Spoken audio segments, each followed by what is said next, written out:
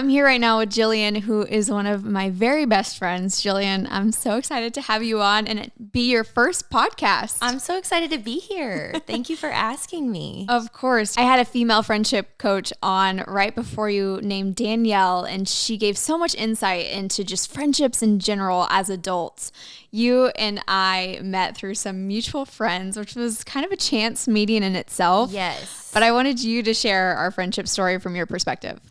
Yeah, so it's kind of funny. We became friends so quickly. I feel like when we first met, it was just like we instantly clicked. And I think that there's some things about our personalities that are different, but we just like instantly became the best of friends.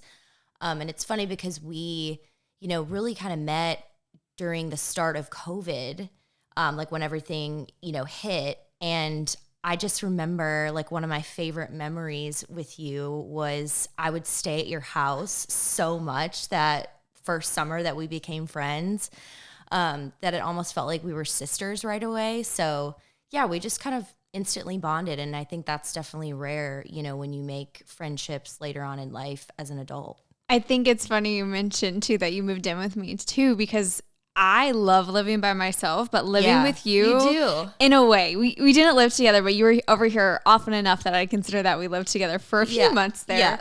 And I really enjoyed having you here, which is saying a lot in itself. Yeah, it was like not planned. It just kind of fell into place. And yeah, our friendship kind of started from there. It was awesome. And speaking of the first time that we met and just our friendship story in general, when you first met me, what was going through your brain? Did you think of anything about me that stuck out to you?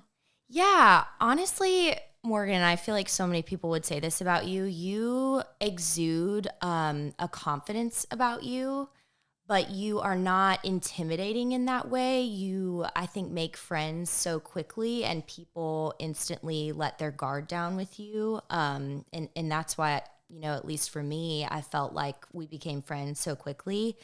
But I think you just kind of exude this confidence, but you're also fun.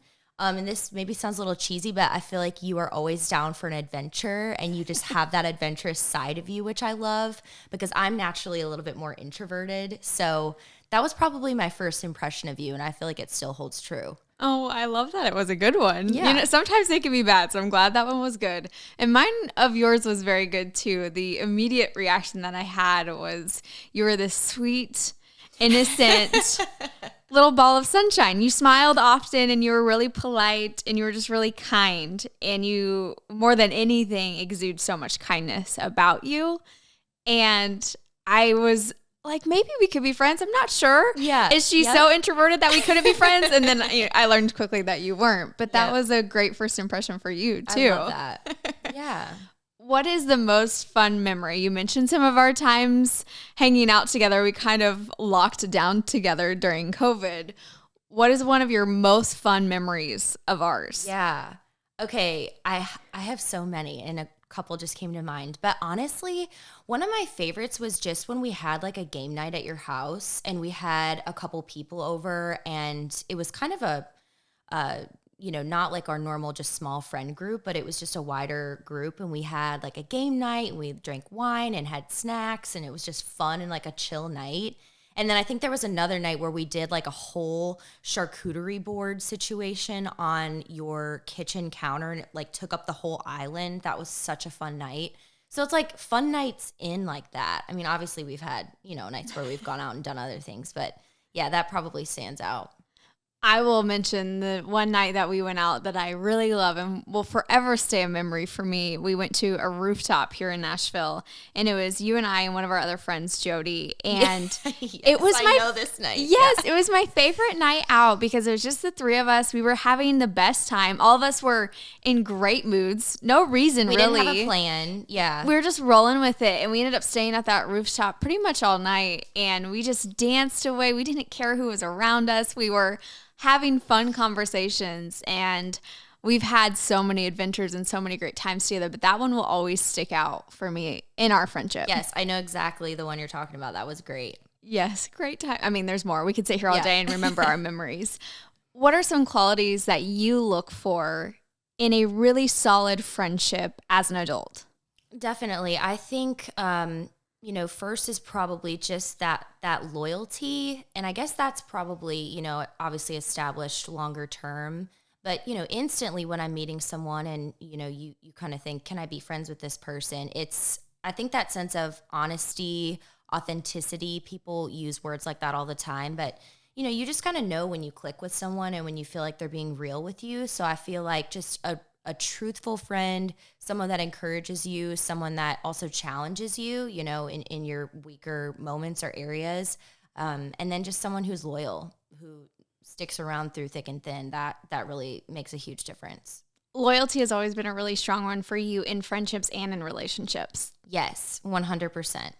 I would say my friends across the board, if I looked at my really solid, I say I have really good, deep friends, and then I have good friends who I can always hang out with, and then I have surface level friends, different tiers of friendships. I get that. And with all of my great, deep connection friends, there's two qualities that I find in all of them. They always show up whenever it's just to hang out or I need them or they need me. We just show up for each other. And then the other one is that they're always up for anything. Yes. And those are two of your qualities. You're in that group of my great friends. And I have about 5 of them that I would consider in that group.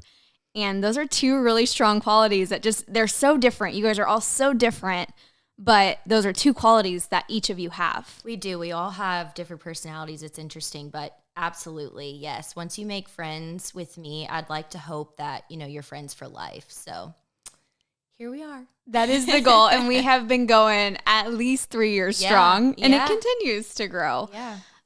Also, adult friendships are hard. I love looking at our friendship because we did become friends as adults.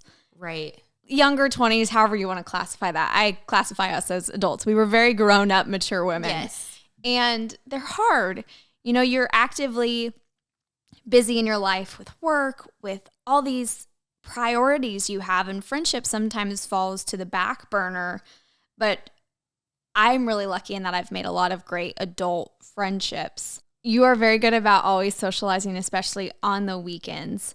When you're out and about, if you had to give someone a piece of advice when they're looking for friends and they're actively going out, what's the one thing you would tell them to make sure to do?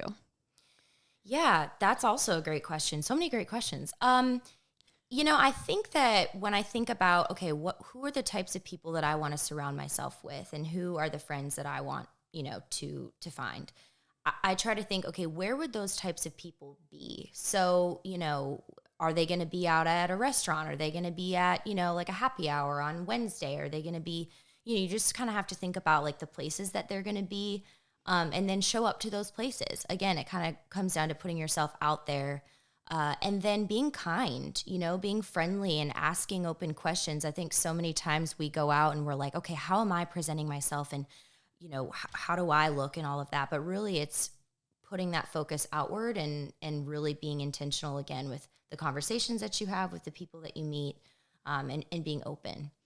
Do you think you're at a point in your life now where you have enough great friends, or are you always looking for more friendships? I'm always looking for more friendships. Yeah, absolutely. I mean, I think there's something to be said about you have your small group of friends, and the older you get, sometimes the smaller your friend groups get, just because, again, I keep using the word intentional, but you want to have those meaningful, I'll say, relationships. But I'm always open to new friendships and meeting new people and just creating those relationships. Yeah. Well, you're a really great friend to me. I know you're just a great person all the way around, which is why I wanted you to come on this this episode. I want to ask you some rapid fire fun questions now that we've gotten all vulnerable and shared our hearts with y'all. Okay, Jillian, what is your life motto or mantra? Gosh, there's so many that are coming to mind, but I think probably treat others the way that you want to be treated. The golden rule, yes, I believe. The golden rule. Yeah. Treat others the way you want to be treated. So much of that is obviously just empathy. I try to think ahead of how my actions will affect or impact others. And, the way that I plan, the way that I think, the words that I say. I think that words carry so much weight. They can also be such a blessing to others. So I think, just treating others the way you want to be treated and being conscious of that. You live that already, so that makes sense. That's your life motto or mantra. how do you want people to feel whenever they're around you? What's your hope? Interesting that you say hope, because that is what I would hope to give others. I would love to, when I'm around others, for them to feel like they can also let their guard down with me and to really know, I have your best interest in mind. Maybe I don't know you, but I, would love to know you, and give others a sense of hope, because there is so much that is going on in the world. There's a lot that's heavy. And so I hope that my friendship is light and that people feel that they can be themselves around me. You do that. You already do a really great job of that. You don't have to hope at all, I promise. If you could choose one thing that would make the world better, what would you choose? Oh gosh, probably goes back to kindness again. Thinking ahead, thinking, what the actions that I'm taking and what I'm doing, how is that going to impact someone else? Or, how can I help someone else? Like, I go through my day and I'm thinking, okay, I got to check this off and check this off. And I have my list, and we have so much of our routines that we do. But sometimes it's stopping and thinking, how can I really help others and impact them? Like, I'll give a really quick example, but yesterday I think I was at FedEx and I was supposed to pick up something there for work. And long story short, it was delayed, and they said, can you wait 30 minutes? And I didn't really have that time. And I said, in my head, this is an opportunity where I can be kind and I can be patient and not rush this person. And it ended up being fine. So sometimes just having that patience, I think, goes a long way. You also have that. You're talking about all these qualities, and these are things that you also have, which I think is cool in itself. My last one for you. What does getting out of your comfort zone look like for you? You mentioned that I make sure we go on a lot of adventures and stuff. Yes. If you had a comfort zone and you were getting out of it, what would that look like? Related to making new friends or? Just anything. It could be anything. Yeah, I think probably for me, I am naturally somewhat introverted. So I'm great at one-on-one conversations. So me getting out of my comfort zone is probably just being in a larger group of people that I don't know and still feeling comfortable, speaking up, and this is who I am, and probably initiating those conversations. I love social, events and being around larger groups, but that's probably me getting out of my comfort zone. For sure. I think a lot of people can relate to that. And I had so much fun talking to you, getting to know you. Yeah, this was so fun. Further on a deeper level, even though you're one of my best friends. Something about podcast intimacy is a real thing. I love it. Yes. Thanks for having me. Yeah, thank you for coming on.